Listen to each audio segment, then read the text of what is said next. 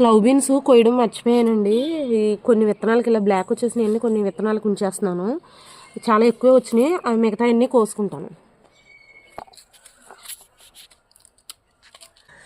నేను ఈ పాదును బ్రతికించడానికి చాలా కష్టపడ్డానండి. బ్రతికిన దగ్గర నుంచి అయితే బోల్డ్ కాపిస్తుంది.